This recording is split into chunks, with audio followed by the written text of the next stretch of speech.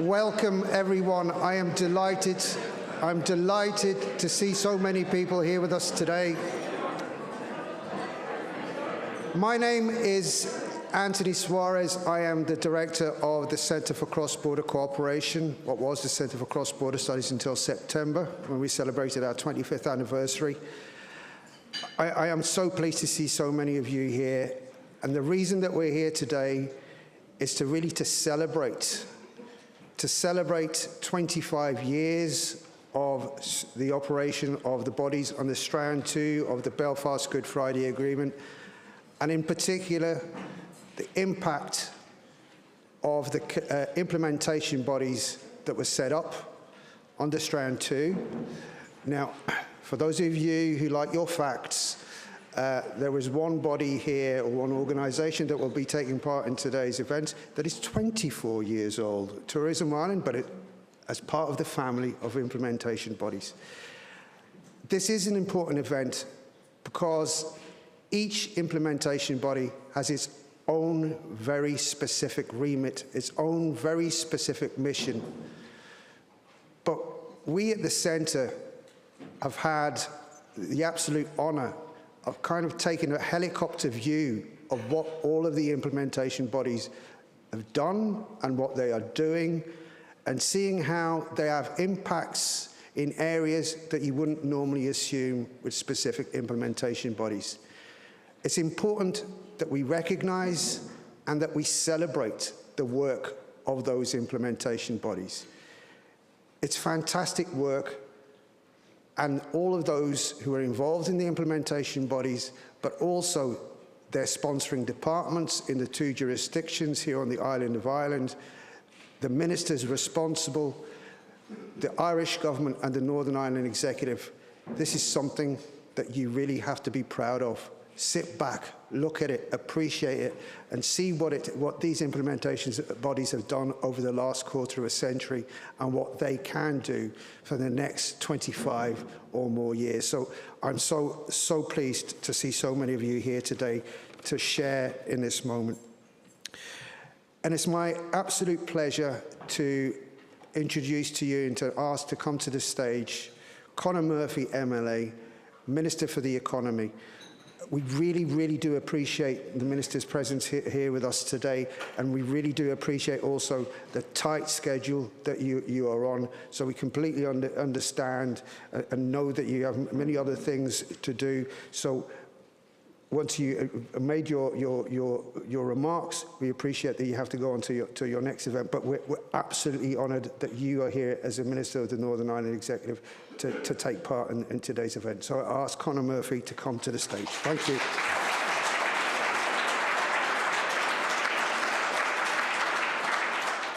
Remember, trampoline. Okay, thank you very much. He was right, Anthony says it's like a trampoline up here. So if you see me springing a bit, it's not with enthusiasm, it's just the floor. That's the nicest welcome I've ever got in Armagh, I have to say, and I've been a representative here for over 30 years. But yes, I'm delighted to be with you all. I'm very pleased to have been asked to speak here today, and I know there are a range of events to celebrate the North-South bodies, which I think is entirely fitting and hugely important. As Anthony has said, they were established 25 years ago under the Good Friday Agreement, and they've made a very significant contribution to life across our island. And this event, of course, is a welcome opportunity to reflect on that and to look ahead at the role and shape in the future. I have to say it's a little bit like a trip down memory lane when I walked in and saw all the faces from, it reminds me of how old I am, when I saw all the faces from over various North-South meetings and North-South bodies and people who've worked in this area for very many years, at a time even in advance of our peace agreement where such a work was very difficult, and particularly want to acknowledge all of those who have worked since, because it hasn't been an easy post managing the implementation bodies or managing the North-South arrangements. As someone always said, they're the first thing to go down and the last thing to come up whenever we ever get into trouble, and there's always been budgetary uncertainties and a range of other issues challenging the people who have worked in this field. And I think lesser people would have wilted and walked away, and the fact that an awful lot of you have stuck the course, I think, is testament to your own endurance, but also your own commitment to the philosophy of what the North-South arrangements arrangements brought about as part of Strand 2 of the Good Friday Agreement and the contribution that they have made. So I just want to thank all of you that are here. I know there are a range of people from civil service to arm's length bodies and NGOs and other people who have had an interest in the North-South arrangements over the 25 years, and they're often very much the silent partners in a peace process. And when we were together last year celebrating 25 years of the Good Friday Agreement, we had presidents and prime ministers and everybody tripping over themselves to be with us, which was a nice enough event in the evening if you're into that sort of stuff. But and some very welcome guests, I have to say. I'm not being overly cynical about them all, to see people like George Mitchell and others back. But the real work in the North-South arrangements was done in these places. It was really, behind the scenes. And as I say, unfortunately, with our stop-start nature of our politics here at times, they've been put under unfair and undue strain in terms of funding, in terms of certainty around board appointments and a whole range of matters that they needed to get on and do their business. So I hope we're into calmer waters for the foreseeable future, and that we continue these arrangements. And as a minister, I'm very fortunate enough, I've come to that in my remarks, to have two in my own remit, and very much value the work that they have been doing. So again, to thank Anthony that the research been undertaken by the Cross-Border Centre for Cooperation, and that reflects on collective and cross-cutting impact of the implementation bodies. And I am pleased but not surprised to see that emergent findings from this research is positive. This research points to economic but also environmental, cultural and health-related impacts which have helped shape the island that we know today. While Safe Food have invested in the promotion of nutrition and food safety, they have also worked to support our important agri-food supply chains. Forest na Gaeilge and the Ulster Scots Agency have made positive contributions to our vital cultural and heritage conservation. Similarly, Waterways Ireland and the Lochs Agency have helped promote tourism across the island. They have also protected the environment and contributed to healthy lifestyles of the people who visit our natural assets. The agencies that work most closely with my own department, Tourism Ireland and Intertrade Ireland. Tourism Ireland is obviously the little sister now of the North-South arrangements, being a year younger than everybody else, but Tourism Ireland is rightly hailed as one of the success stories, as tourism in general is hailed as a success story of the Good Friday Agreement. I had the opportunity earlier today to speak to the Visit Belfast board, and very, very positive, and actually just to go through Belfast city centre and see it as a person who's been travelling up and down there through political work for almost 30 years, the difference between Belfast city as it was then and is today is just like night and day, and tourism has made a major contribution to all of that. The tourism industry has flourished across the whole region and across the island under the peace process and brought more international visitors to our shores, and it increasingly supports a number of jobs right across the island. It also drives cultural diversity. It supports entrepreneurial activity and allows us to tell our story. The industry is also embracing the environmental challenge, with Tourism Ireland playing its part in new all-island strategic group for sustainable tourism. Intertrade, and very glad to see Margaret here as well, has helped over 57,000 businesses across this island to innovate, to grow and export into new markets. And never has their work been more vital, perhaps very vital in terms of growing the All-Ireland economy as part of the Good Friday Agreement arrangements, but particularly post-Brexit. Their work has been hugely vital. And again, even today, we were meeting people who want to discuss an visit American Chamber, who want to discuss with us protocol arrangements, Brexit or post-Brexit, and Intertrade Ireland have played a critical role in explaining to our own businesses, but in terms of what those arrangements mean for us internationally. They've delivered over 23,000 jobs and have supported over 1,800 businesses to export for the first time. And interestingly, exports in the north are actually on the increase, where exports in Britain are on the decrease. Now, I'm not saying that's all attributable to the protocol arrangements, but there has to be some happy coincidence there somewhere. And the fact is that we are very rarely at the good end of economic statistics for many, many years. The fact that we now are increasing in our exports, I think, is a testament to the work that Intertrade Ireland have done. We have now cross-border trade at a record level of €15 billion. And the positive impact of the intertrade, not just on the economy, but on people's lives, are plain to see. So I am delighted that both Alice and Margaret are here today, and I'm sure you will look forward to hearing their reflections. Unfortunately, I have to go, but I know the reflections from many engagements over the last 6 months. I can assure you I'm very well versed on their view on what is happening, what has happened, and what needs to happen, more importantly, into the future. From my own perspective, the impact of both their organisations have had over the last 25 years on the island cannot be understated. I'd also like to take a moment to reflect on the work of the Special EU Programme Body. With over $3 billion invested to date, SEUPB continues to support people fostering peace and reconciliation. By building skills, promoting participation and encouraging cross-community engagement, these programmes have enabled long-term economic and social development. The Interreg programmes, meanwhile, have targeted sustainable growth and employment, investing in sectors with high growth potential while addressing key weaknesses such as low research and innovation levels. 25 years on, the collective contribution of our implementation bodies is remarkable. I'm delighted to be able to celebrate this milestone moment with you all today. I'm encouraged to see the theme of cooperation continues to be the dominant theme today, as it has been over 25 years. And you certainly would have my own support and that of my department as you look to the successes that you can deliver in the time ahead.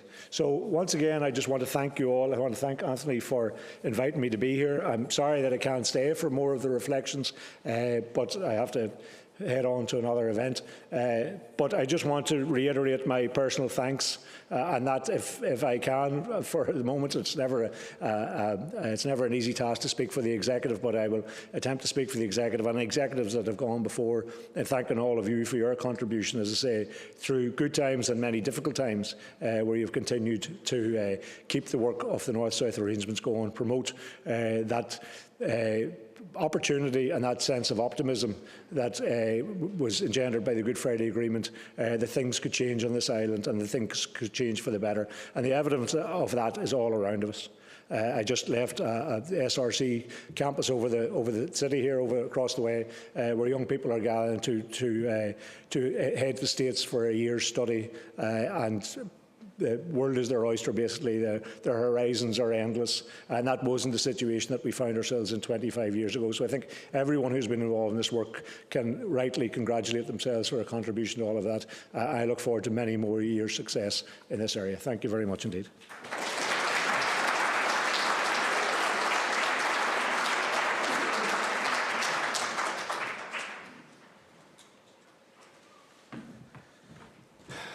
So very grateful to the Minister for taking the time to address us here today.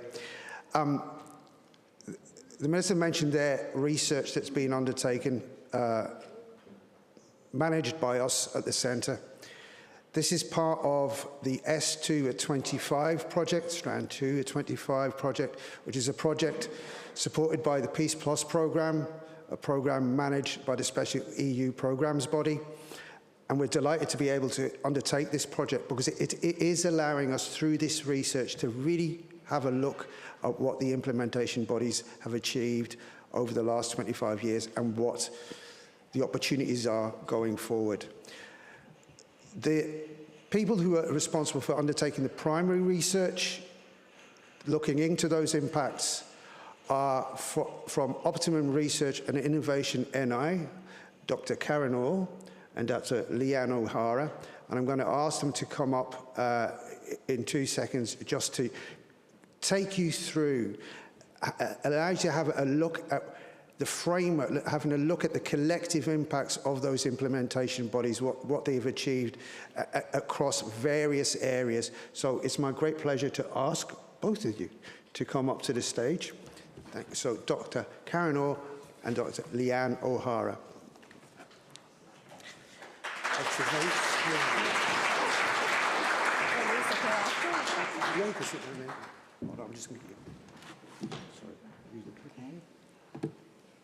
Oh, great. There we go. Thank you. That's great. Sorry. Good afternoon, everyone.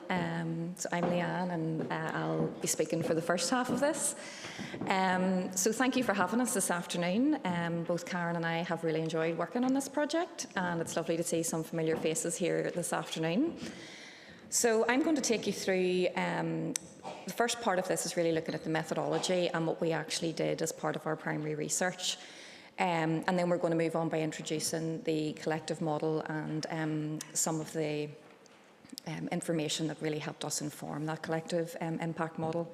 So just in terms of the research itself, so we were commissioned to undertake this project, which had a two-pronged approach. So exploring the learning and impacts across each of the individual implementation bodies and exploring the collective impact across all of the implementation bodies' activity over the past 25 years. So by working individually with each of the implementation bodies, we were able to see on an individual level how they were contributing in terms of impact to various areas. And then obviously through our analysis, we could then see how that was accumulating in collective impact. So the research involved a co-design process. So that began late in July this year, and we convened a project advisory board. And on that board, we had representation from the Centre of Cross-Border Cooperation, and we had representatives from the North-South implementation bodies, and then ourselves as the research partners. So during this co-design process, we developed a project initiation document, and that really set out how we were going to go about the research, and in all of the documentation that we were going to use in terms of gathering our evidence, right from in terms of what the actual design of the research was going to be like, but also the content of the interview schedules and things that we used throughout the process. So in terms of the process itself, we had, first of all, a documentary analysis stage. This documentary analysis was really, Karen and myself, really familiarising ourselves with all the North-South implementation bodies as a first stage. As you will appreciate, there's a vast amount of work that goes on within each of the implementation bodies, which was very fascinating for us and very detailed. So on top of that, we had some documents provided by each of the NSIBs to the Centre for Cross-Border Cooperation, which we set up as a repository. So this included information on annual reports and consultation documents, things that we could use really to have a look at impact at each of the individual implementation body level. So following that, the familiarisation stage for us, we undertook then the primary qualitative data collection. So it was decided that the first stage of that would be engaging with the CEOs, which was a very, very interesting and insightful experience for us. So we were able to use a lot of the documentary analysis to help us really, unpick some of the work of each of the bodies through, as I say, interviews with each of the CEOs. In addition to that, we did some stakeholder engagement. So we invited staff, for example, from some of the organisations to take part in a focus group, which we delivered online. And we also then engaged with some external stakeholders. So that was anyone from some of the funding bodies right through to just partners of the organisations, and in some instances, some retired staff and some retired CEOs. So again, giving us a great insight into the impact at an individual level from each of the implementation bodies, but helping us then formulate the analysis for this collective piece. We then finalised our methods with some participant validation. So that was just going back to our CEOs with some of the information in terms of data collected with them as participants, but also just looking to see where some of these individual impacts have been drawn out. And of course, this over a 25-year period was really just giving us a snapshot of some of the impacts that had been achieved across various areas. So in terms of who we engaged with everyone in terms of Tourism Ireland, SUPB, Waterways Ireland, the Ulster Scots Agency, Safe Food, Intertrade Ireland, the Lochs Agency and Forest na Gaeilge. And we really do appreciate the level of engagement and the time that everyone gave us for input into this work. As I say, we engaged with all of the CEOs, which was wonderful, and we conducted an interview with each of them online. We also had 27 external stakeholders that took part, and as I mentioned earlier, that was also conducted online, either through interviews or through focus groups with various stakeholders. And then we also, in terms of just time and people's diaries, and obviously this was quite a tight time frame that we were delivering this in, we developed a consultation tool which allowed others to take part online through almost a survey design for people that wanted to contribute but couldn't at the various qualitative sessions. Now, we did only receive 5 responses, but again, very valuable in terms of people who wanted to contribute and maybe didn't have the time to do the qualitative work. So in terms of our key findings, this is really a snapshot, as I say today. The full report is forthcoming through the Centre of Cross-Border Cooperation. But this model gives you first level insight really into this model of cumulative and collective impact. So in terms of the interview schedule, we set out really through the Project Advisory Board to ask around areas of social, economic and environmental impact. And these were core pillars that were seen to be areas that all of the NSIBs, or at least some, were contributing to. And what we found within our work was that each of the NSIBs absolutely contributed to each of these areas in terms of their individual impact. But also there were areas in terms of health that we hadn't actually set out to ask directly about, but had emerged through our analysis, which led on to us considering this impact as well in terms of healthy society, which Karen will talk a wee bit more about in a second. What we also found that throughout was this theme, and it was like a golden thread that ran throughout the work, was this golden thread of peace. So the impact of peace on the generation of this collective impact and the importance of peace throughout the work. So I'm just going to move on to Karen, who's going to give a little bit more information on, and I believe that on for you. Yeah, no worries at all. Okay. Thank you so much. Oh, this is bouncy.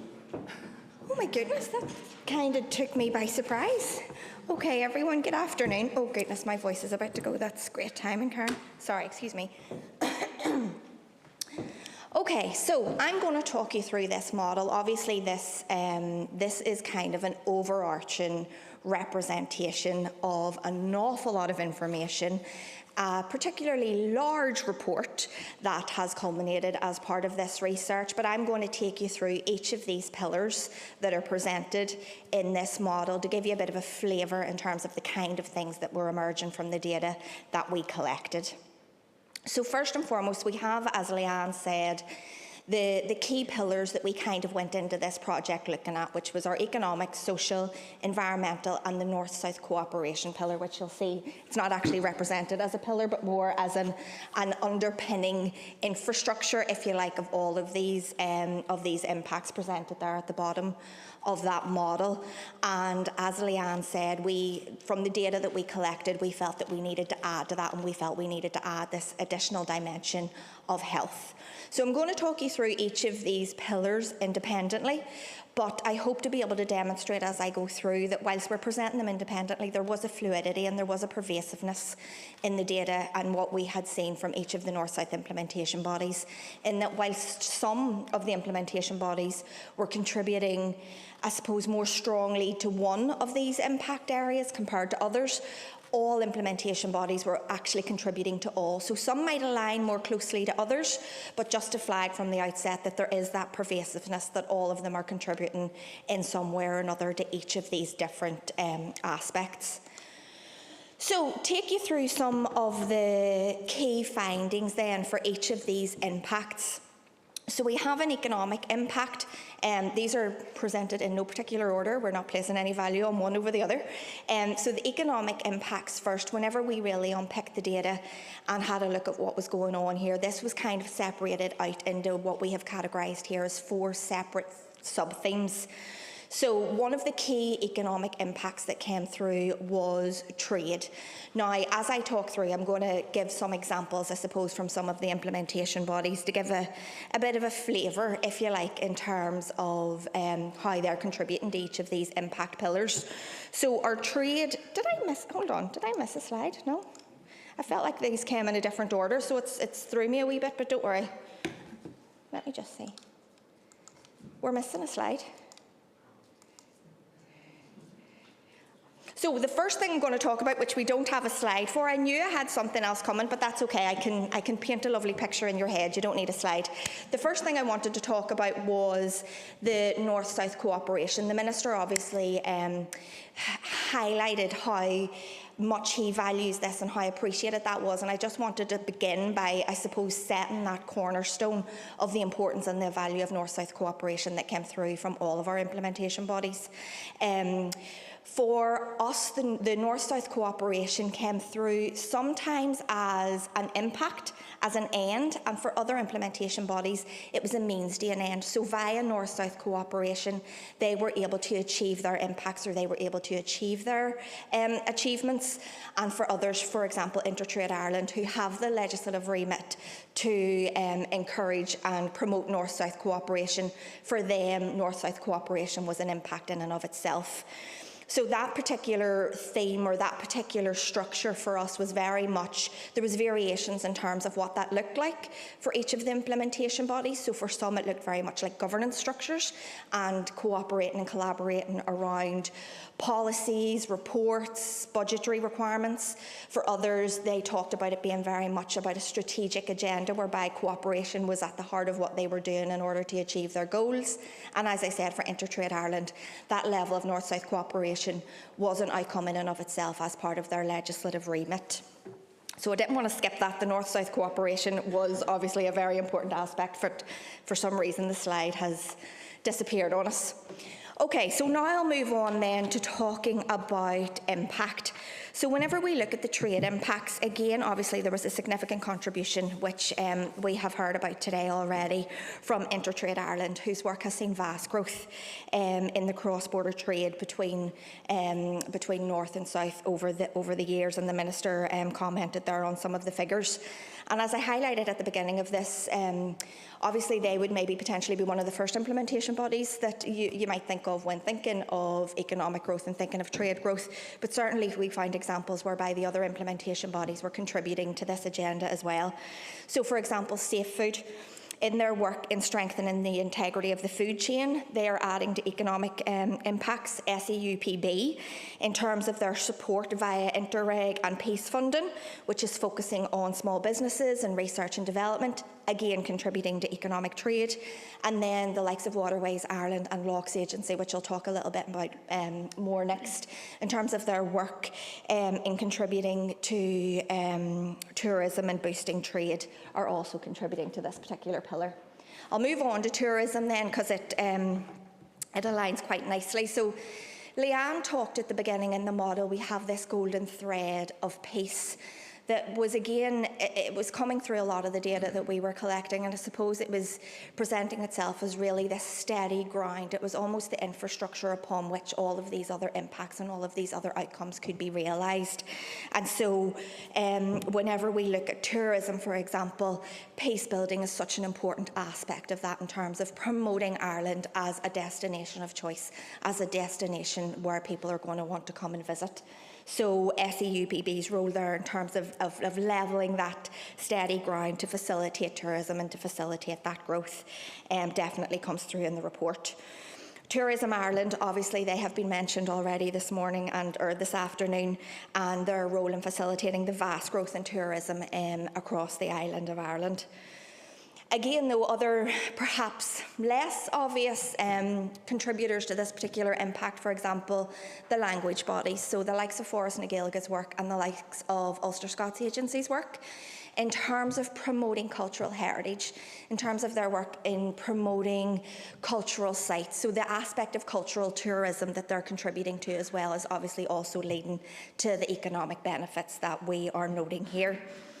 Additionally then, we have issues around the likes of employment. So obviously all of the bodies themselves are employers, but more so in our report we talk about the ripple effect that, for example, Tourism Ireland is promoting, Forras na Gaelga is promoting additional employment opportunities out and within communities. So their role in terms of employing people via their own organisation, but also the ripple effect that their work is promoting across the island of Ireland and increasing employment opportunities.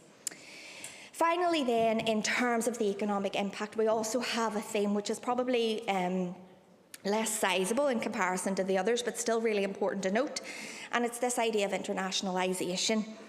So all of the implementation bodies, in the very nature of the uniqueness of their work, in the very nature of the uniqueness of them being north-south implementation bodies, are sparking interest and creating and developing, I suppose, this global brand, if you like, that we refer to in the report, and to lead back to that issue around tourism as well, to present the island of Ireland as a destination of choice and as somewhere that's rich in culture that the likes of Forest na Gaeilge and Ulster Scots agencies promoting.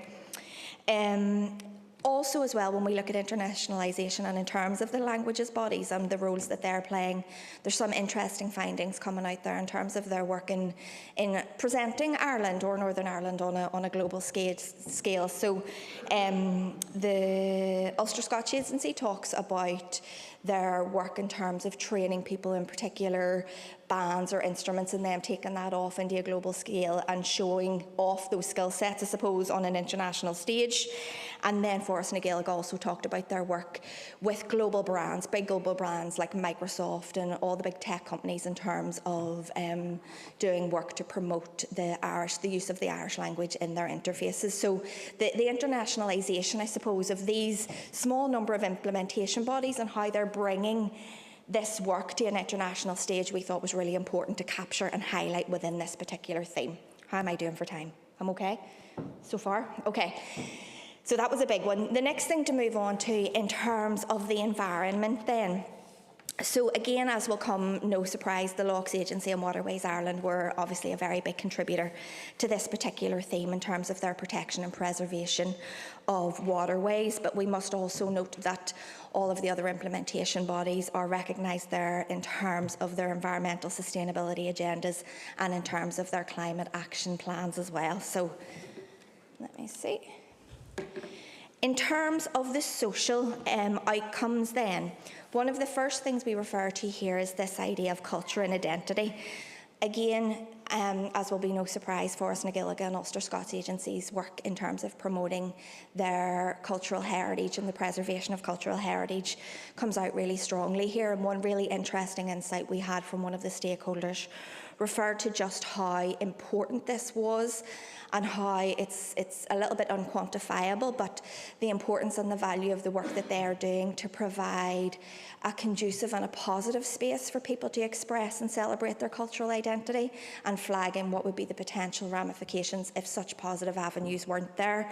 So absolutely this idea of the positive space to promote and celebrate and enjoy your cultural identity came through.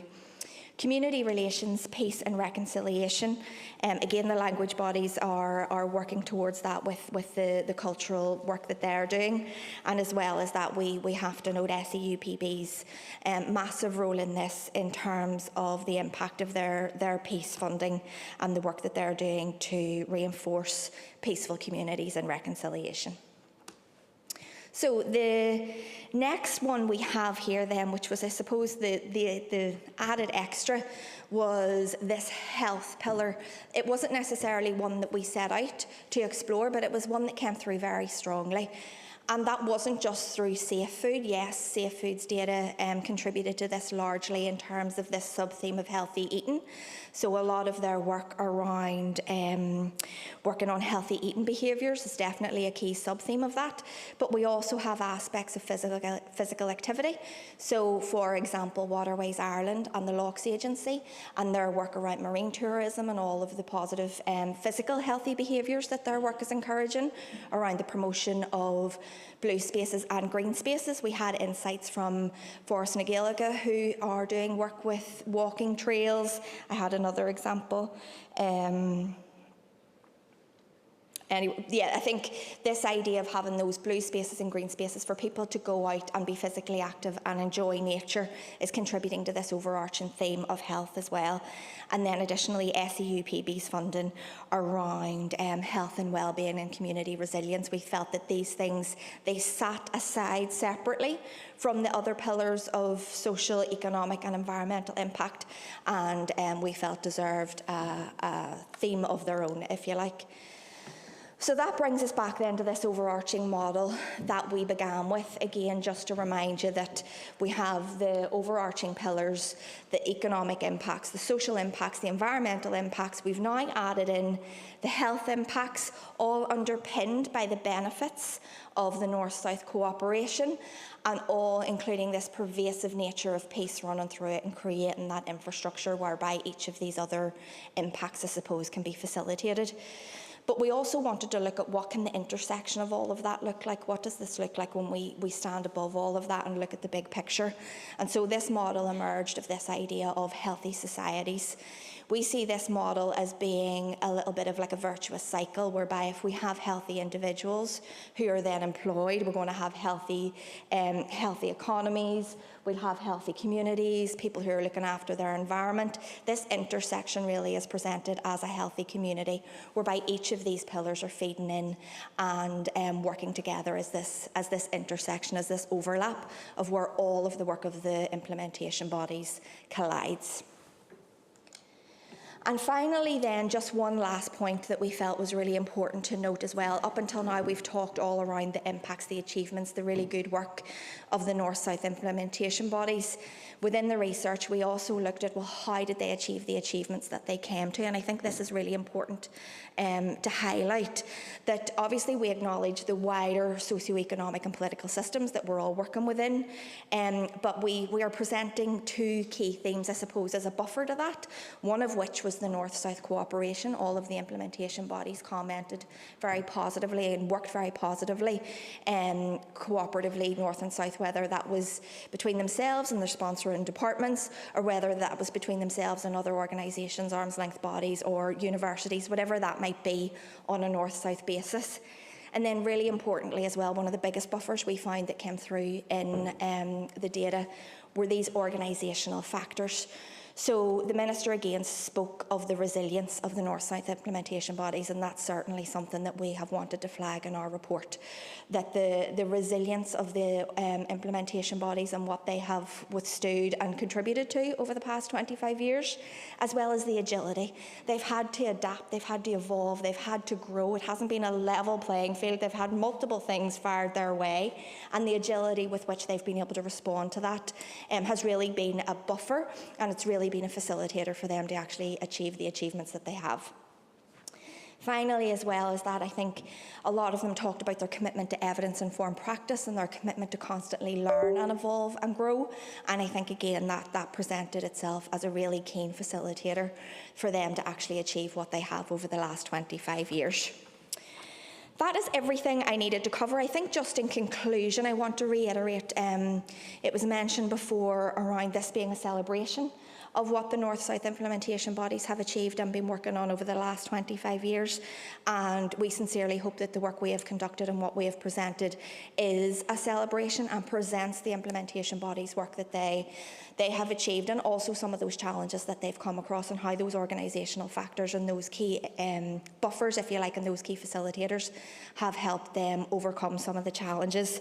The model we have presented is demonstrating that whilst each of the implementation bodies are working in their own lane, they're working on their own agendas, there is this fluidity between them, and there is this potential for the collective impact whereby they can all come together to address wider societal issues for healthy societies. That's everything I had. Thank you so much. I need a wee glass of water. Thank you.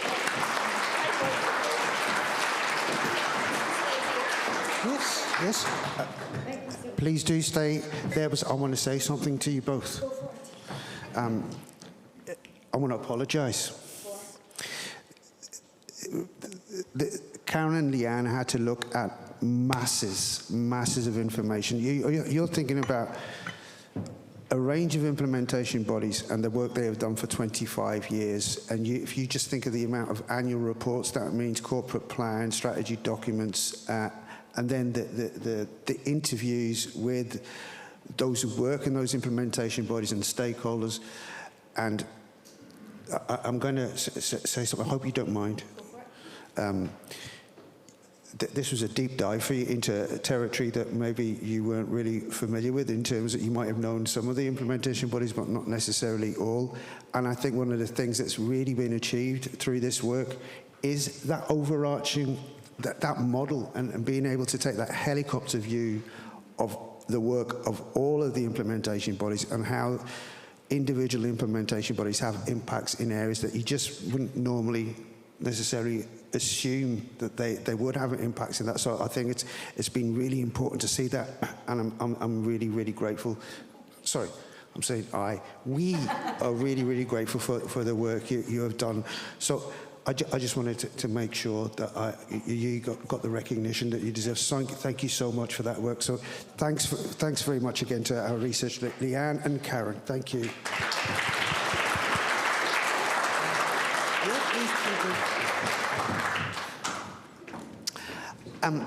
I'm going to stay sitting here. Well, I'll move one seat down. I'm going to ask 3 of our chief executives to come to the stage, the bouncy stage. So I would like to ask Alice Manser, Chief Executive Tourism Ireland, Margaret Harty, Chief Executive of Intertrade Ireland, and Gary Kearney, Chief Executive Safe Food, to please come to the stage.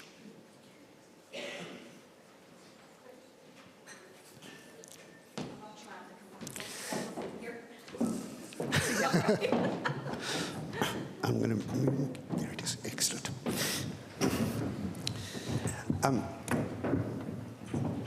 Thank you so much. Now, we're going to run this in a slightly different way than you might have been expected. Rather than 3 people doing 3 separate presentations, we're going to do this more of a guided discussion. But I also want to kind of draw your attention to the fact that we have 3 chief executives sitting here, but we have chief executives of the other implementation bodies here with us as well today. So it's important that we're all here gathered in this room today to celebrate what the implementation bodies have done. And also, would you pass that mic down to Gary, who's micless, I think? Oh no, everybody has got, no, forget. Important to recognise the work that everybody has done over the last 25 years. I think everybody knows Alice, Margaret and Gary, but I'm going to give them an opportunity as I ask a few questions to kind of explore a bit about what they do, what their individual implementation bodies do. So I'm going to begin, perhaps, if you don't mind, with you, Gary. Sure. So, Gary, my first question, as I put my glasses on,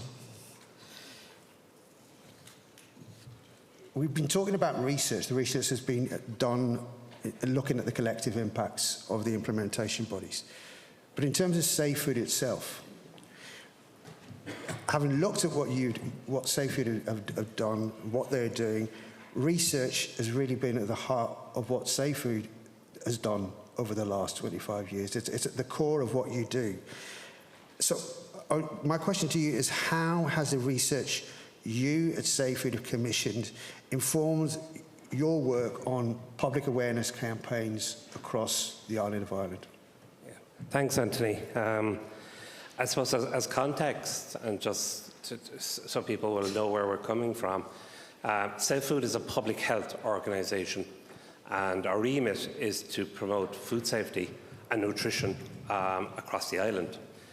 And it's quite a large and expansive remit. We're asked to do so for people who are, like yourselves, cooking in your own kitchens at home. And we're also asked to promote food safety, nutrition, healthy eating to those who actually produce your food, who process your food, to those working in food service, restaurants, catering, and even those in retail. So it's quite a remit to promote food safety and healthy eating. So just taking, if you like, the general public, our consumers, our citizens, to promote food safety and healthy eating requires data and information that is quite clear, unambiguous, accurate and robust.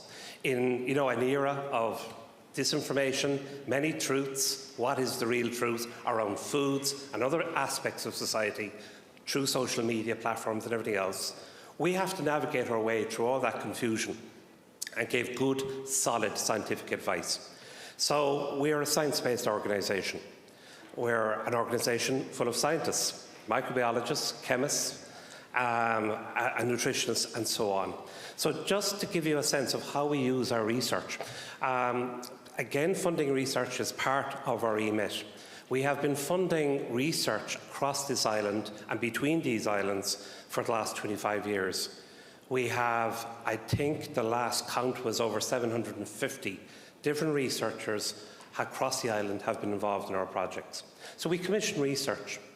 To give you an example where perhaps you can maybe relate to it a bit better, some of you might remember one of our recent TV ads.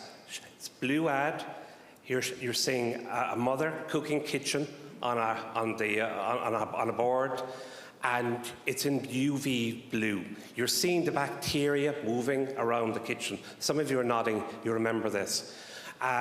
So what we wanted to do was to see how much knowledge there is in the general public around, say, cross-contamination, or how to cook food properly, or around hand hygiene. So we commissioned a research project.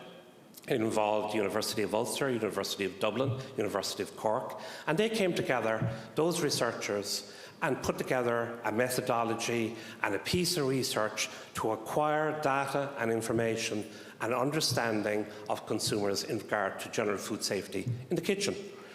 We also, of course, had, for example, TV cameras monitoring how they did put various meals together and so on in a controlled environment. So what we found was that what people understand is not necessarily what they do. And so food safety mightn't be as strong as we might think it.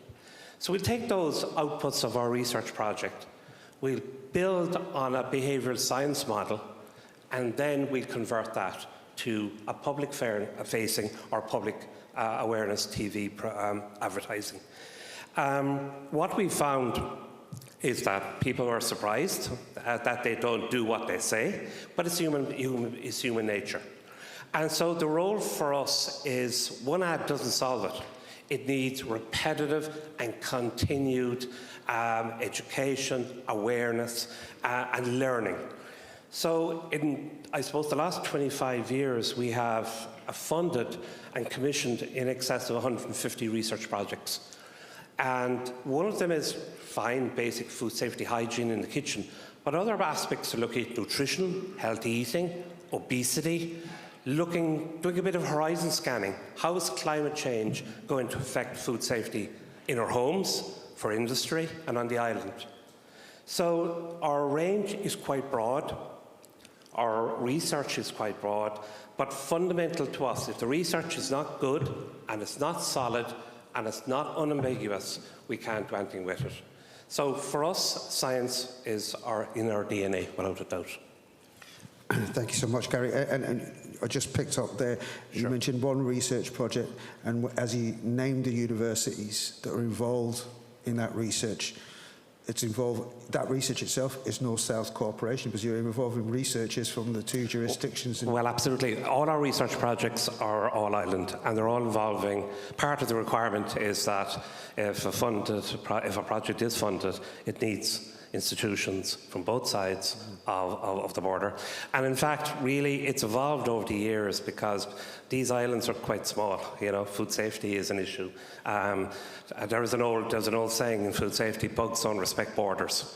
So many of our projects are actually east-west. They're actually these isles. And so it's bringing the best of knowledge from the universities and institutes of learning together with the purpose of helping and enhancing the lives of our citizens, hoping they won't get sick. And that's the difficulty for us. It's a challenge for us always in terms of health promotion activities. How do you guarantee, how do you measure impact? How do you measure the fact that somebody didn't get ill because they cooked food properly? So there are metrics, there are pseudo-metrics, there are good behavioural science models that we follow, and that gives us the reassurance. But it's a job that needs to be plugged out time and time again, because we eat food every day. Food is manufactured every day, so it's not like buying a car and it's right and it's good for 3 or 4 years. It needs to be right every day, because otherwise people fall ill. Thanks, Gary. I'm going to come to Margaret in a second, but it's great to hear for the work of Safe Food, and we'll be hearing about Intertrade and Tourism Ireland. But I should have said from the start, this is a second of a series of 3 dissemination events. So we're getting a range. All of the implementation bodies will be taking part in these dissemination events and talking about their own work, so that we can see over those 3 dissemination events that collective impact that the implementation bodies have had. There should have been the 3rd dissemination event. The second one should have taken place in Dublin, but something was happening in the Republic elections, so we've kind of postponed that. So there will be a 3rd event in the new year, so look out for that. I'm going to come to you now, Margaret, if you wouldn't mind. And the Minister mentioned it. Some people here who were here earlier on today would have heard it. But really, over the last 25 years, when you look at the numbers in terms of Intertrade Ireland, the tens of thousands of businesses that Intertrade Ireland has directly supported, has been involved with, and the kind of the business development value that has achieved. So there might be more up-to-date figures, but we're talking around 1.7 billion sterling, basically 2 billion euros, really, just short of 2 billion. These are huge numbers, massive impact. But can you just give us a concrete example of how the support Intertrade offers has helped, in particular, SMEs to start to develop that first jump into cross-border trade? Yeah, thanks, Anthony, and thanks for the question. You'll need. And the microphone would help, of course.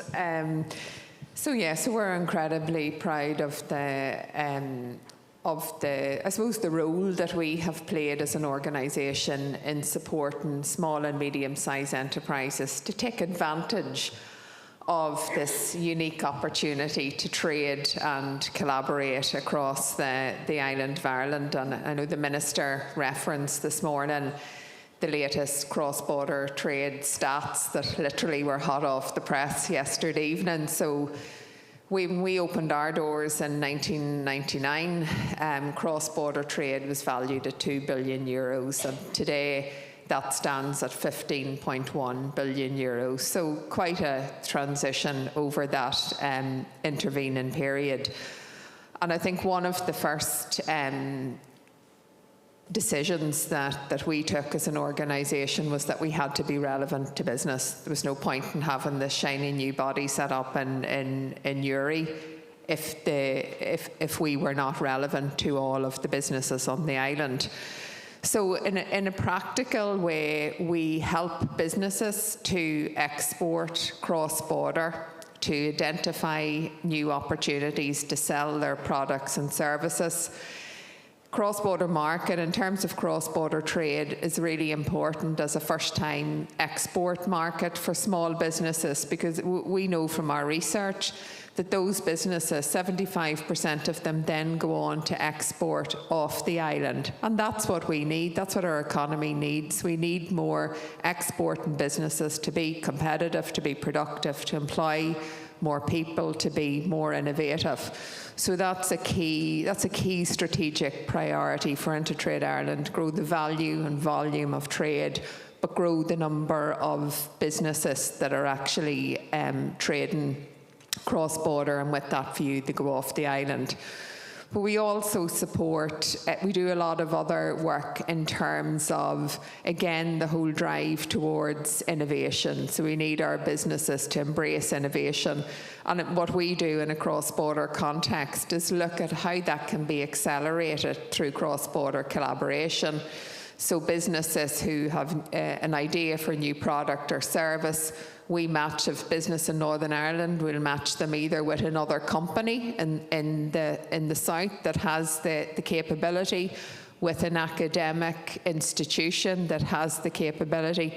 And that collaboration it's trade in its own right, but it's also building the capability of the business that we leave. We put a graduate in one of our programmes, we put a graduate in to work with the company for a year. So we are we look at talk to Gary about providing an evidence base. We have a very strong research programme that's consistently looking at what are the opportunities that we can take advantage of, and how can we connect the businesses into those opportunities.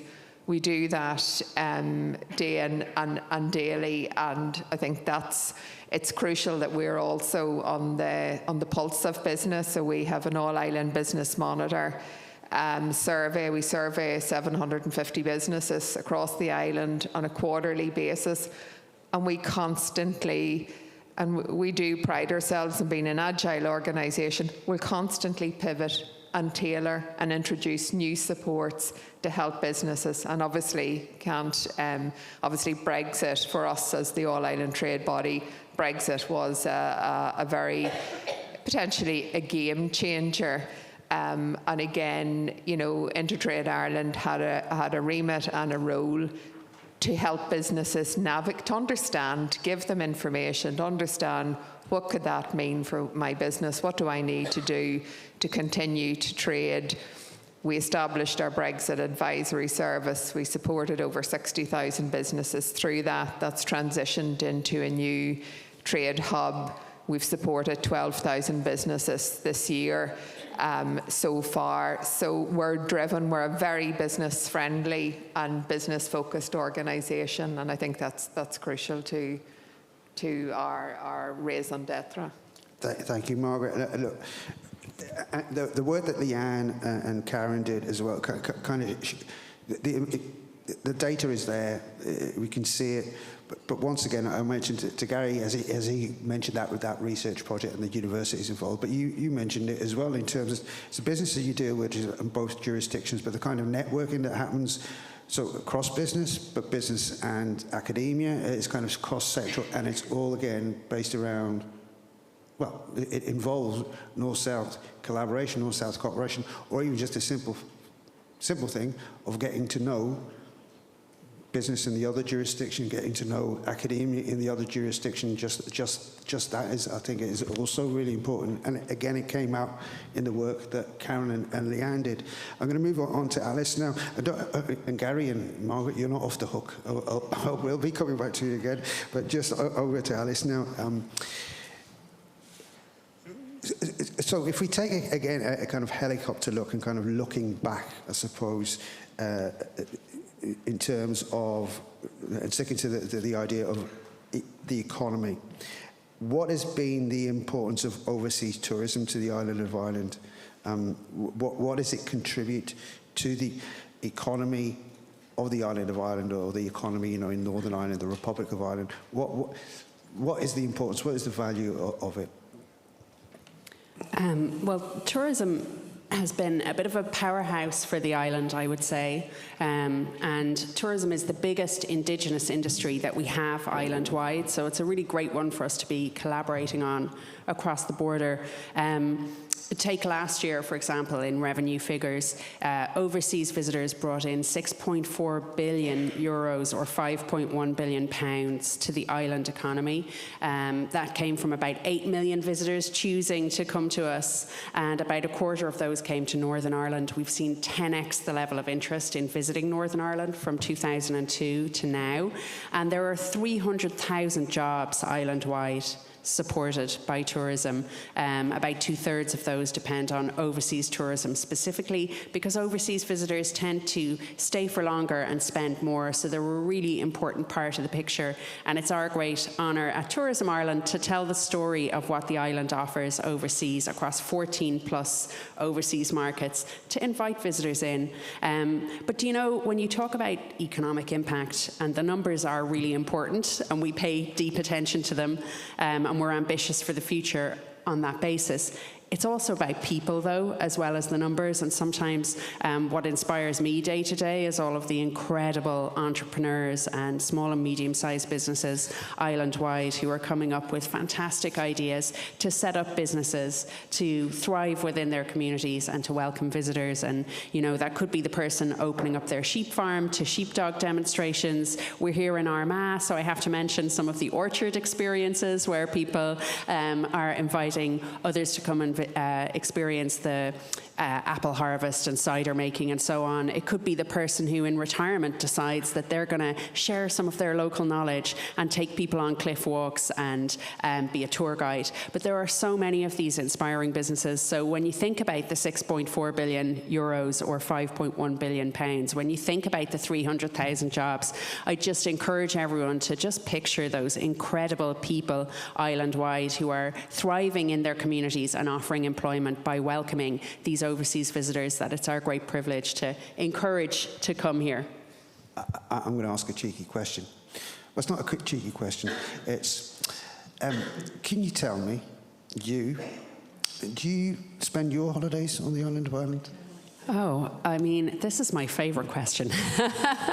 Don't get me started. So, something to know about me. I worked for 19 years in the tech industry in Google, and I worked all over the world in marketing roles. I lived in London for half a decade. I lived in India, and I was always obsessed with coming back to the island of Ireland for my holidays, so much so that I am one of the people who can say that they honeymooned on the island of Ireland, bragging rights. And so for our honeymoon, we travelled around the route that was about to become the Wild Atlantic Way in a vintage VW camper van for 3 weeks. And right before I applied to Tourism Ireland, for example, I'd just taken a family holiday in East Antrim, staying in the lighthouse at Blackhead, and doing the Gobbins Cliff Path. And so, yeah, I mean, one of the just very personal reasons why this role is an absolute joy to me is because I genuinely believe we have such an incredible tourism product here on the island of Ireland, between our scenery, our history, our heritage, our people, and I believe that to the core. And so I absolutely love getting to tell that story with our talented teams around the world to overseas visitors, to get them to come and enjoy the lighthouse stays as well. And you mentioned the Gobbins there. This is just to make a quick connection. The Gobbins, what has happened there was funded through SUPB programs that they managed. And we mentioned only Forest and the Gael, also Scott's agency and what they contribute to culture. There's all these interconnections between what the implementation bodies do. So I'm going to come back to you, Gary, now. We mentioned SMEs now, as Margaret was speaking. I asked her directly about SME supports. SMEs were mentioned in terms of the importance of SMEs in terms of tourism, the businesses involved in that sector.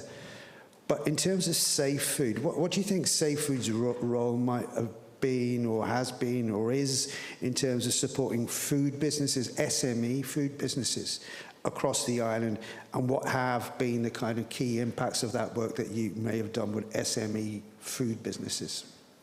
Well, I suppose at first mention, you're mixing a health promotion body with a private food company, but in terms of our remit is to promote food safety. So it makes sense that if we resolve any food safety issues as early in the food safety chain or food supply chain as we can, then it makes sense because we'll protect consumers later on. So our role has always been to educate, upskill, and train those working in food SMEs. There is an excess of 80,000 food businesses across the island of Ireland. That's a lot of businesses. And over 80% of them are actually SMEs, small outfits, some 2-3 person operations to obviously much greater. So a 2 or 3 person operation is not thinking about food safety when they wake up to go to work. It's challenging. They have to worry, do I have my raw materials in? Is the equipment working? Am I getting audits? Are the staff there? How can I get my product listed and as favourably as possible? They all appreciate the fact if they get their food safety wrong, the whole lot falls anyway. But it's challenging for us, and has been, to promote food safety to a sector that's primarily vastly dispersed across the island. They are not organised.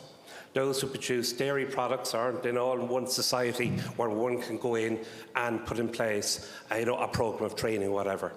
So over the past 22 years, we have done it a wee bit differently and piecewise. So what we did initially was in-person training across the island. Food safety training events by Safe Food were very, very common. It helped us bring food safety to people in their locale, so those who were running their businesses didn't have too far to travel. They could give in 2 hours of their day, pick up the food safety information that they needed. We evolved those training schemes over the years where they come along with issues and problems relating to their business, they go away with a solution.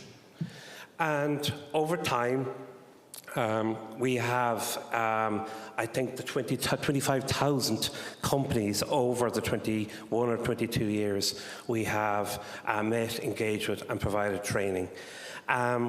We also put in place, needless to say, something that everybody could access, which is an online educational platform around basic food safety. It's a free service. It's called Safe Food for Business, and people can access it anywhere. The sign-up over the last 3 years has been nothing short of remarkable. COVID certainly helped because it focused everybody and made people more comfortable with acquiring knowledge and popping in and popping out of various types of training. And it now allows us to reach even further. Another aspect of our training has been working in partnership with others who are in that space. I'm listening to Margaret here, and I have a note to file for next year that maybe we could get together and you harness each other's energies and potential. For example, this year we've worked with all the district councils in Northern Ireland, offering various types of food safety training for companies in their local areas. And that has evolved to a point now where councils are coming to us and HSE local areas in Ireland saying, we'd like to offer something to our citizens. One particular area of food safety is called food allergens. For those who might be too familiar, it's those who have a food allergy, food intolerance or celiac disease. I'm sure you'll know somebody in your family who has celiac disease, gluten intolerance or whatever. And our partners are now asking us to deliver workshops for citizens in their areas. So it's been kind of an offshoot of assistance that we've been giving to businesses across the way. And lastly, I suppose I think I should mention, we've also started some collaborative projects with a number of really good forward-looking SMEs, looking forward and going, okay, what's coming down the track for us? There is new types of technologies coming in to food production and food processing, nanotechnologies, new types of packaging with sensors in it, all with a food safety related aspect. So it's looking forward. It's trying to identify what's going to impact food SMEs in particular down the track. Getting the knowledge out. The knowledge is fairly basic. It's fairly basic. It's around hygiene, it's around cooking, it's around cleaning, it's around records. It's pretty much laid out in food management systems run by the regulators. But it's to get that information and to heighten the need for that information to be adhered to, if you like, when they're producing food. Thank you very much, Gary.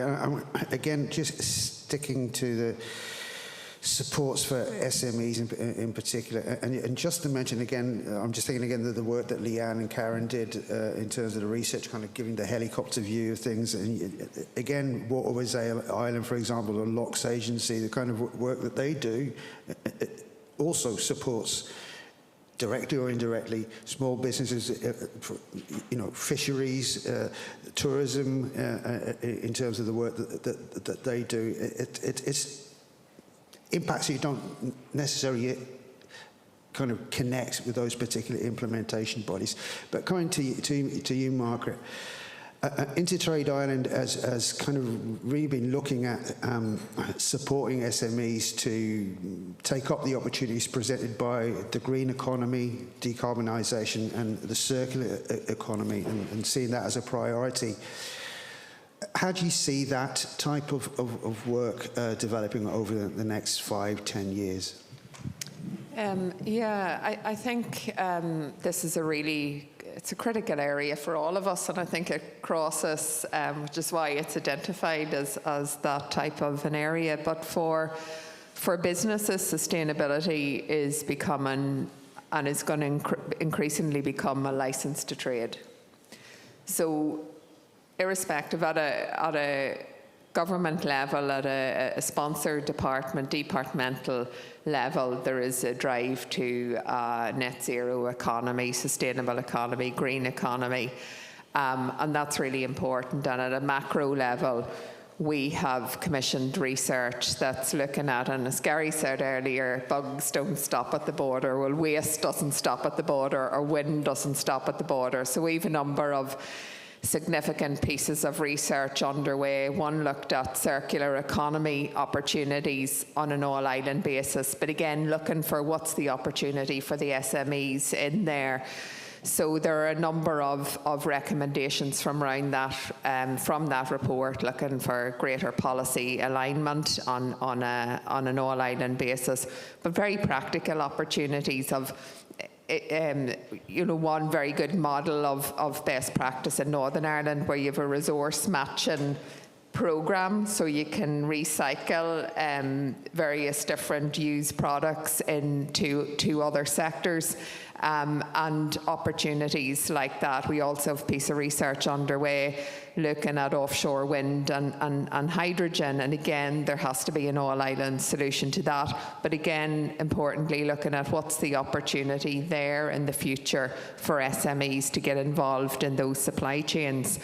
But on a practical level, sustainability is a key strategic priority for us. So businesses, in order to continue to supply into large corporates, into certain supply chains, they have to have sustainable business practices. So our innovation supports will prioritise projects where a company wants to adopt a sustainable process, or they're developing a new product for potentially a consumer, a food product, because our consumers are becoming much more discernible about their packaging and about, so a lot of the projects that we would be given financial assistance towards would be for companies who potentially need a new packaging solution that's more sustainable, a new food product, again a new technology that they can introduce to their business processes. So it really is that going to be the licence to trade. And I think what's sort of worryingly at the moment, and again we know from our research, businesses are so busy, a lot of businesses are so busy focusing on other things like labour market shortages and just keeping the business going, that sustainability is sliding a little bit down the line in terms of a priority. So there's an onus on us. We all need to do more to get this on the agenda for business and make it as easy as possible for them to embrace it. Thank you, Amara. And staying on that theme of sustainability, coming to you, Alice, since I think around 2022, Tourism Ireland has really started to focus on encouraging sustainable tourism. So my question to you is, how has Tourism Ireland developed its understanding of sustainability and what that actually means to both tourists considering visiting the island of Ireland, but also, let's say the consumers or the users, visitors, but also to the tourism industry here on the island of Ireland? What does it actually mean? Yeah, it's a great question. And we tend to think about sustainability as being economic, social and environmental sustainability. So, on the economic and social side, you've got that sort of development balance that we talked about earlier of healthy small and medium-sized businesses, island-wide, keeping communities going.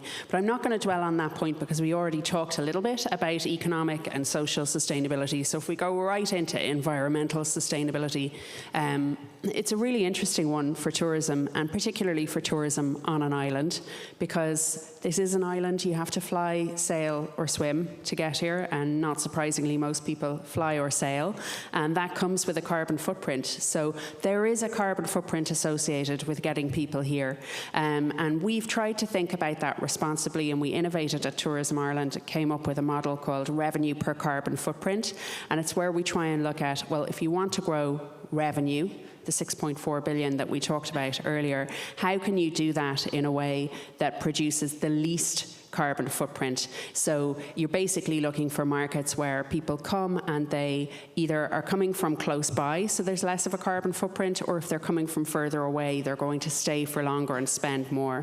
So we use that revenue per carbon footprint model to prioritise where we apply our marketing spend. And unsurprisingly, you get markets like Great Britain and mainland Europe that look pretty good because of proximity. North America also looks pretty good because they simply come for so much longer and spend so much more, you know, 2 to 3 times as much as a visitor from Great Britain does, for example.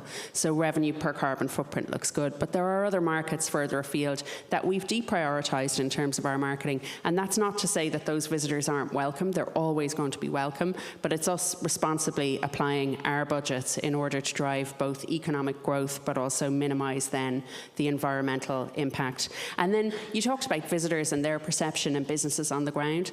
So interestingly, visitors are only going to care more and more about this topic. When we survey people overseas, 50% of consumers now say they would be willing to pay more for sustainable accommodation or experiences. So in some ways, visitors are happy to fly, even though there's a carbon footprint associated with that. But once they're on the ground in a destination, they want to feel like they are enjoying the destination responsibly.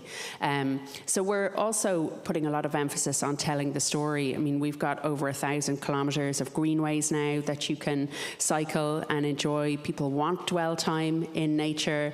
There are some brilliant stories across the island. So for example, the cruisers on the Shannon recently switched over to using treated vegetable oil as their fuel, and they cut their carbon emissions by 90%.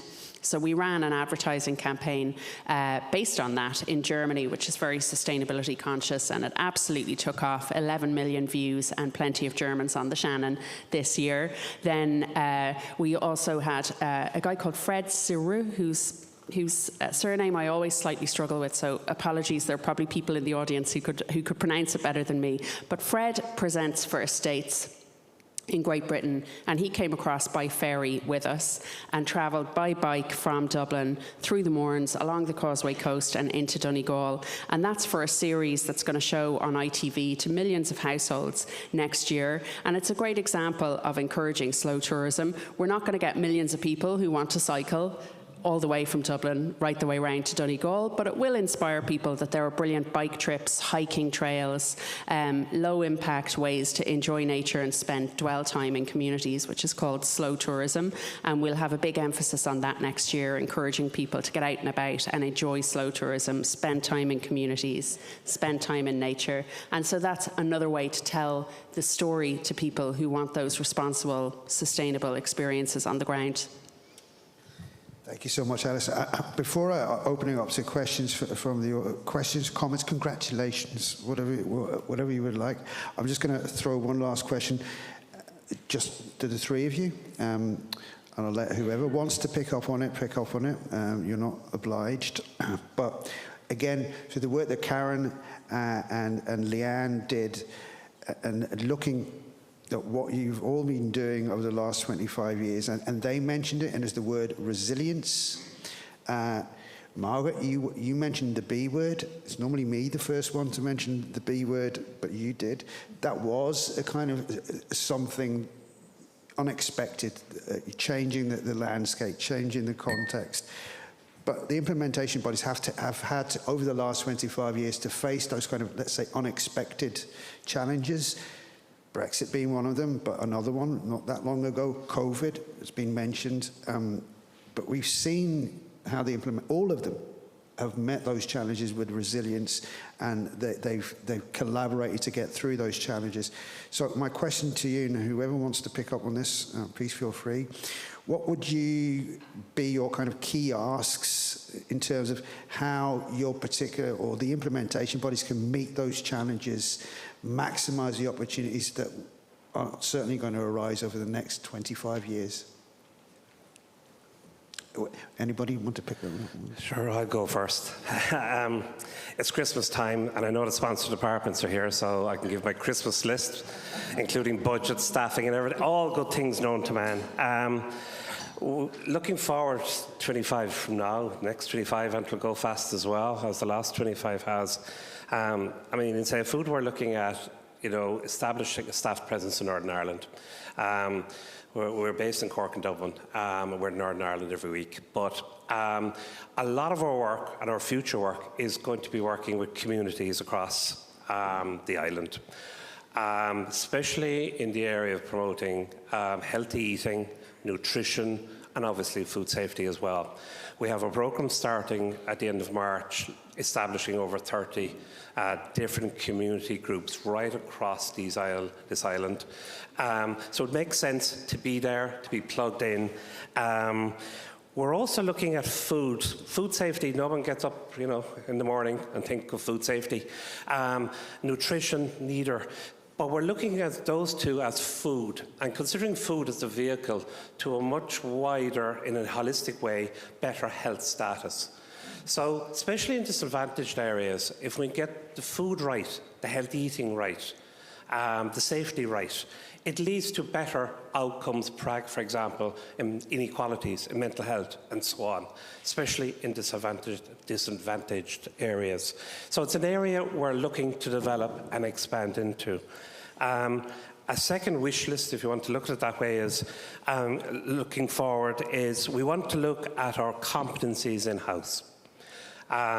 Look at what skill sets we have. Established 25 years ago, we're still full of microbiologists, chemists, and nutritionists. There are other skill sets that we need.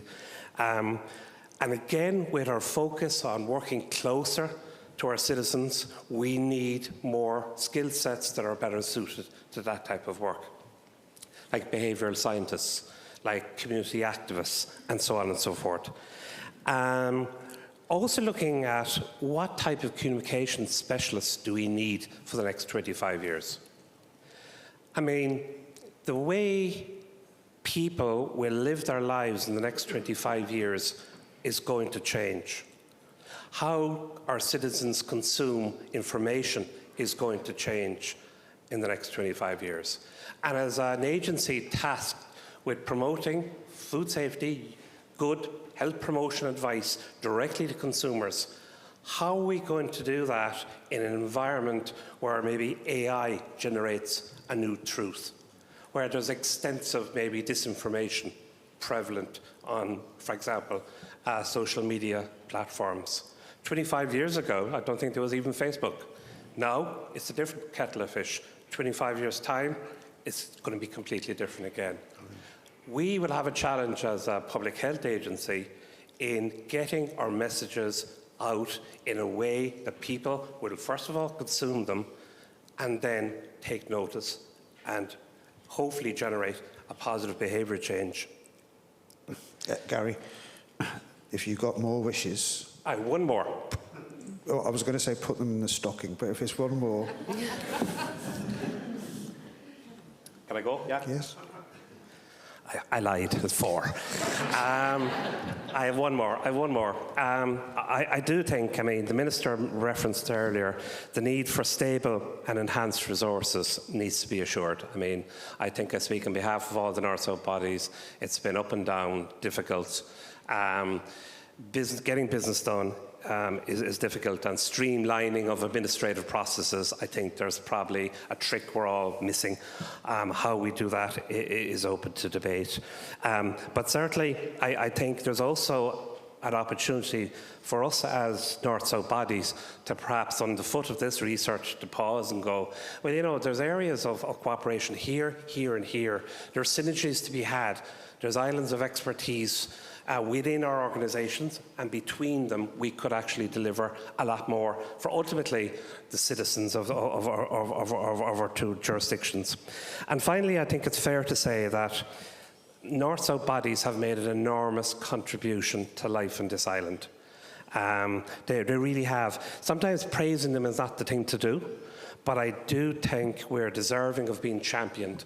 And if I had one wish as a third one, is that whoever might do so, maybe it's in the political world or the administrative world, I do think we need help in championing the benefits, the impacts, the involvement, the peacemaking that all North-South bodies have been delivering over the last 25.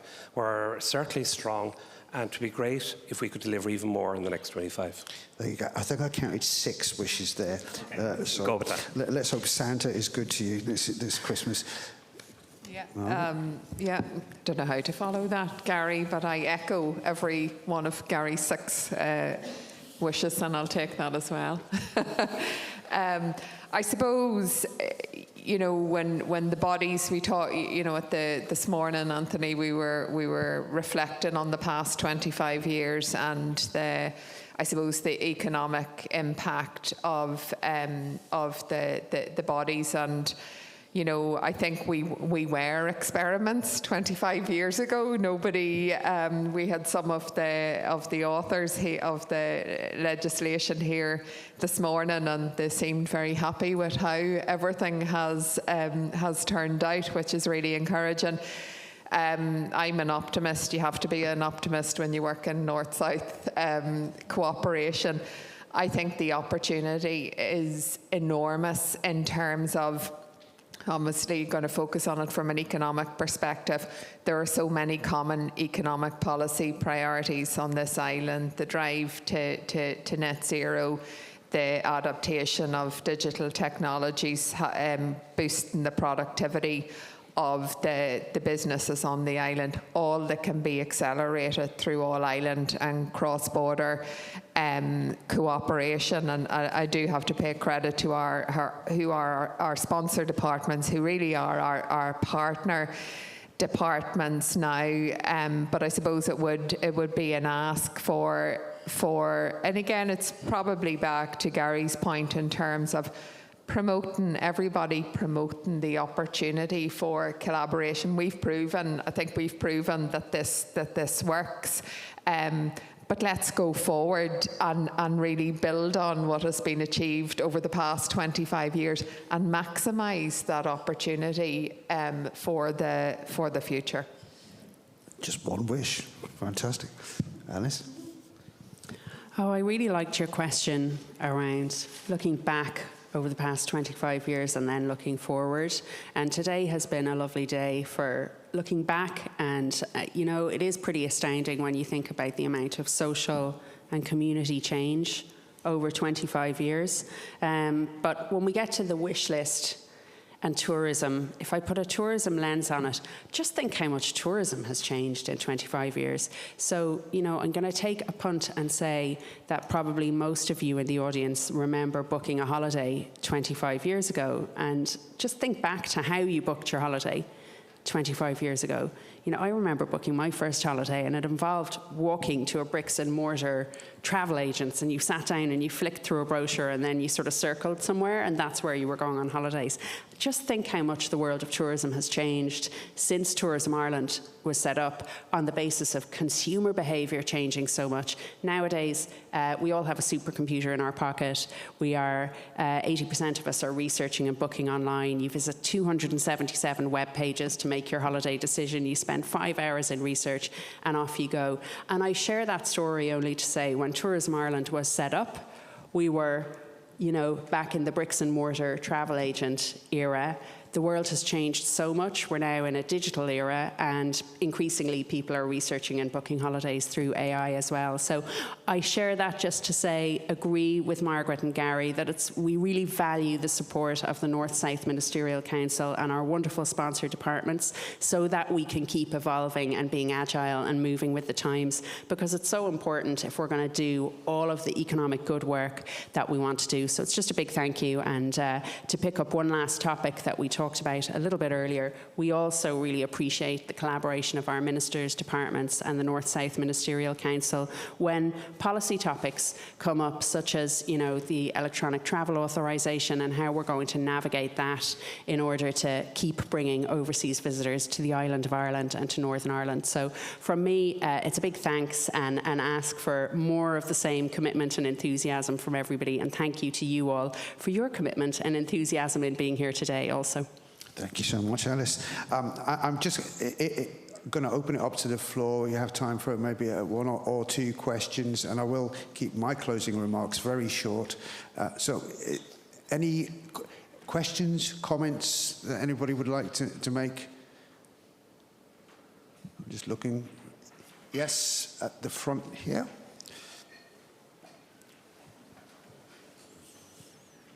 Thank you. Really interesting and kind of really encouraging discussions all day today. So my name is Richard Fernandez, and what I wanted to do was to kind of give some, you asked some really important questions. For example, you asked Gary, how did Safe Ireland, how does that drive exports, etc., how does it impact? So I wanted to, and also with the discussion that went on previously of how you measured this, or how you measured the impact with the two ladies that just left, I wanted to try and give maybe a real example, or a kind of a concrete example. So my company, we were the first winners of the Intertrade Ireland Seed Court competition. Margaret, it seems like 5 minutes ago, but it was 21 years ago. So I started a biotechnology company. And actually today is my first day joining the board of Intertrade Ireland. So I'm like a new boy in school today. This is my first day, so I'm all nervous. So apologies for the quivering voice. But a very real example. So we were the first winners. So Intertrade Ireland came in to support a Southern-based biotechnology company, number one. Number two, they had another project called a fusion project, which, if you remember, Margaret's changed its name now, but that helped me employ our first scientist who went on to become a global manager. We had a pretty successful story, but went on to become a global R&D manager of a business of near 100 million, this one person. Now, one of the technologies we developed was safe food technologies, a range of technologies. And on our board was Paddy Wall. You might know Paddy, Gary. He was the first CEO of the Irish Food Safety Authority and went on to be the European chair of food safety. He was on our board. So we developed food safety technologies. Now, all three here are connected. And those food safety technologies went on to drive, improve the quality of dairy. And then we led a trade mission under President Higgins to China, and this is where tourism comes into it, because as you may know, Irish dairy became really important for the Chinese dairy sector. It's one of our big success stories, primarily in infant formula. And when you consider that a premature baby fits in the palm of your hand, that was the market that this quality product was going in. So it was food safety that was providing the quality to go into that, what turned out to be nearly $1 billion market for the Irish, or for the island of Ireland. And how they advertised it in China that day was they had a lovely, beautiful picture of a farmer with a peak cap.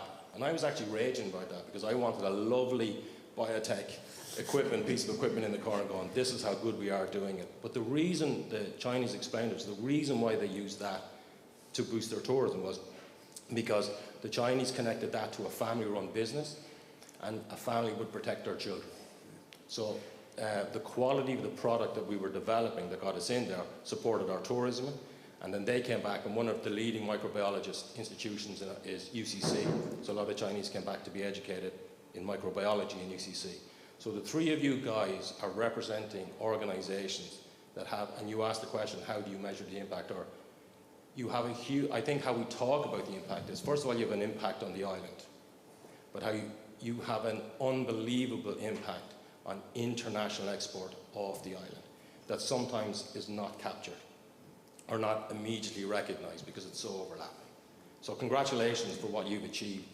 You've achieved unbelievable things in ways that people may not be able to just join the dots together. Thank you so much for that. Thank you. And you mentioned joining the dots together. I mean, and here we had a conversation around the opportunities perhaps for the implementation, but it's looking at how they between each other can collaborate more, and also the collaboration with the sponsoring departments, how that exploit even further the collaborations and taking those further. One of the elements of this S2 at 25 project supported by the Peace Plus program managed by the special EU programs body, we're trying to do those link-ups. And one of the things that we're trying to do, and this is with our partners in the Atlantic Technological University, ATU, is to develop a training program that kind of passes on some of those skills around cross-border cooperation and cross-border cooperation governance, so that people, when they come into it, they're not coming into it and having to somehow pick it up. There will be a way of joining up the dots and showing what the implementation bodies do across the board. So that's really important to point out. Just time maybe for one more question, if anybody is absolutely dying. I don't mean that in a don't ask a question way. Are we okay? We'll have the opportunity to speak more in a more relaxed style at dinner. I know it's very early, but this is Armagh, 5 o'clock. That's dinner time. I'm just going to close this event today. I'm basically going to repeat what I said right at the start. I think today was a really important moment in order to really recognise and celebrate what the implementation bodies have been doing over the last 25 years, but also how much more can be done in the next 25 years or more through deepening that collaboration, whether it's individual implementation bodies with their stakeholders, their sponsoring departments, but also across horizontally between implementation bodies, between their various sponsoring departments and stakeholders. I think the opportunities are immense, and I'm just, as I said at the beginning, we've had the privilege now of having that helicopter look at what all of the implementation bodies have been doing. It's just amazing, amazing work. So thank you all so much for coming here today. I'm really grateful. And as I said, dinner will be served shortly. So thank you very much. Thank you.